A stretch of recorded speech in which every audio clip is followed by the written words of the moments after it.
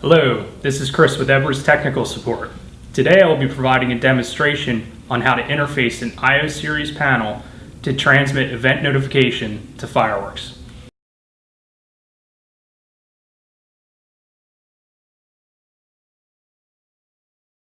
Configure IP dialer. Use a receiver type to active. Enter the receiver number. The same number will need to be configured in the DARCOM OH receiver settings in System Builder's Receiver Configuration Manager. Enter the line number. The same number will need to be configured in DARCOM OH receiver settings in System Builder's Receiver Configuration Manager. Enter the hello time. Type how often you want the control panel to connect to the central station receiver over a TCP IP connection. Values indicate seconds. Possible values 10 to 255. Default value 25 seconds. Enter the timeout. Type how long you want the control panel to wait for an acknowledged signal from the central station receiver over a TCP IP connection before indicating a trouble event. Values indicate seconds. Possible values 31 to 255. Default value 40 seconds. Note, if the firmware version of the OH 2000 line card is earlier than version 2.2, set the timeout value to 60, set the hello time to 75, and the line card's line cut timer to the value of 175. Enter the account ID. The same number will need to be configured in the DARCOM OH receiver settings in System Builder's Receiver Configuration Manager. Enter the FireWorks server IP address. Enter the TCP IP port. Type the central station receiver's port number. This number is provided by the central station. Possible values 1025 to 65,535. Note, you must enter a different port number for each account. If you enter the same port number for multiple accounts, the panel will enable one account and disable all others. Account restoration. Select yes if you want the dialer to transmit event restoration codes. Possible values, yes and no. The default is yes. Note, to meet UL 864 requirements, set account restoration to yes. For more information, see UL 864 programming requirements. Account reporting. Of the events sent to this account, choose which ones you want transmitted to the central station receiver. Possible values. Device, which is default. All events except zone events. Zone, only zone events and events from points not in a zone. Event, only the off-premises default events. Export dialer events. Select the panel, right-click, and select Export Dialer Events. Select Account. Browse to Directory for export. Select Export. Once complete, click OK. Configure Receiver. Click Applications, select Receiver Configuration Manager. Add Receiver. Click Add Receiver. Select receiver number, select receiver type, type in the label of the receiver, type in the description, click OK. Add line, click Add line. Type the line number, type the label, type the description, and select OK. Click Add Account. Type the account number, the account label, and the account description. Add location information as needed. Edit account. Click Edit. On Protocol tab, check Edit Protocol. Changing protocol results in deletion of any currently defined events. Click Yes. Select protocol type. Click Contact ID Protocol. Add contact if available. Check Enable Supervision.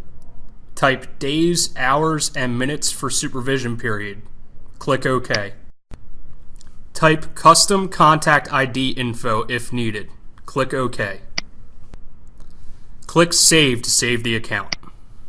Import dialer events. Select account. Select file. Select import event file.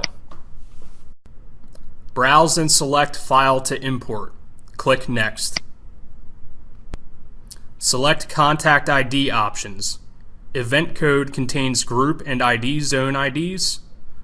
EST3 style contact ID event. Allow duplicate event code. For select duplicate event option, select Keep Last New Event. Leave the default event state as alarm per UL. Select Next. Import completed successfully. Select Finish. Expand the account. View imported events. Follow the prompt to install the IPMon 1000 software feature. Read the intro, follow the instructions, and click Next. Click Browse to select installation destination or click Next. Select 32-bit or 64-bit to match your operating system. Click Next. Browse to select a different folder or click Next. Select Create a desktop shortcut, then click Next. Click Install or click Back to review or change settings. Please wait while setup installs OH network receiver on your computer. Once the OH Lite installation is complete, click Finish. Navigate to See OH network receiver. Open the App Properties file with Notepad. Scroll down and locate Start Web Service equals True. Delete True and enter False. Select File and save. Launch OH Lite.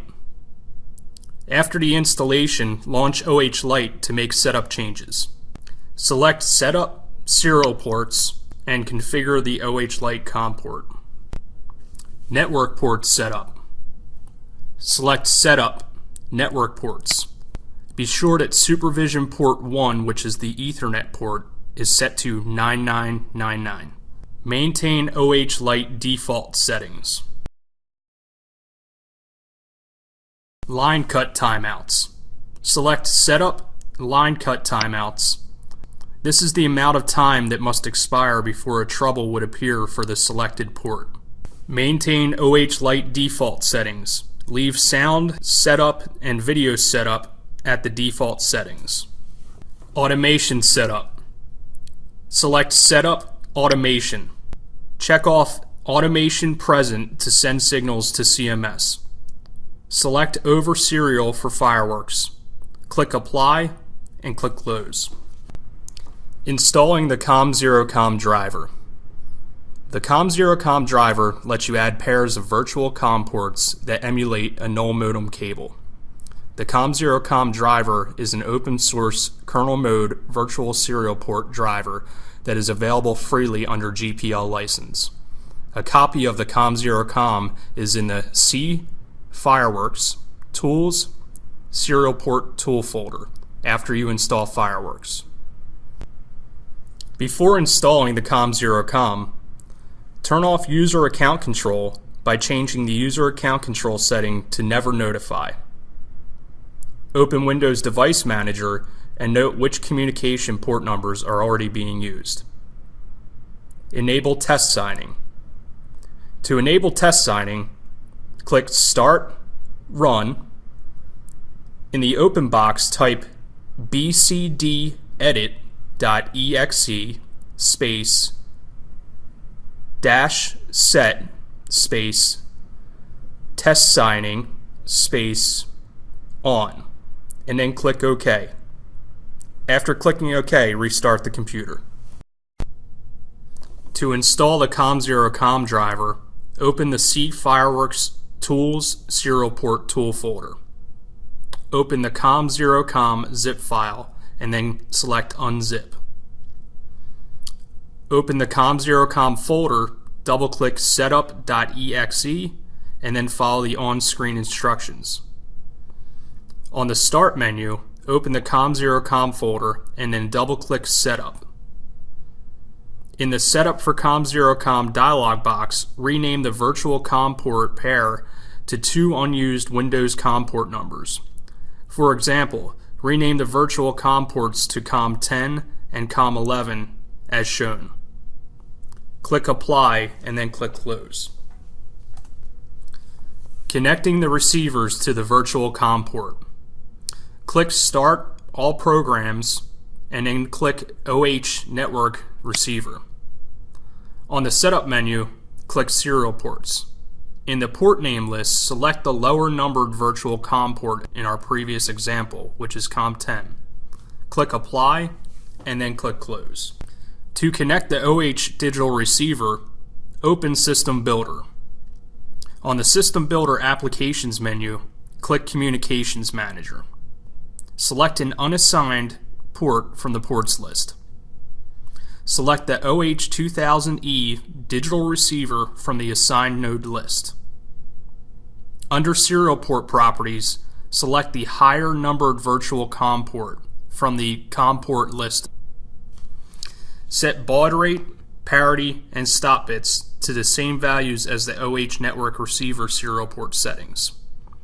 Click Apply and then click Close. Start system control and test the OH network receiver. To verify events are being processed by the OH receiver, open OH Lite and test events on the I/O panel. In the middle of the screen, the number of processed events will show. Each processed event will also show in green on the bottom half of the screen. To verify events are being processed by FireWorks, open System Control. Then test events on the I/O panel. The processed events will show in the System Control Event List window. This wraps up our Interfacing I/O with FireWorks video. If you would like more information, go to edwardsfiresafety.com or click the link below to return to our YouTube site to view additional video.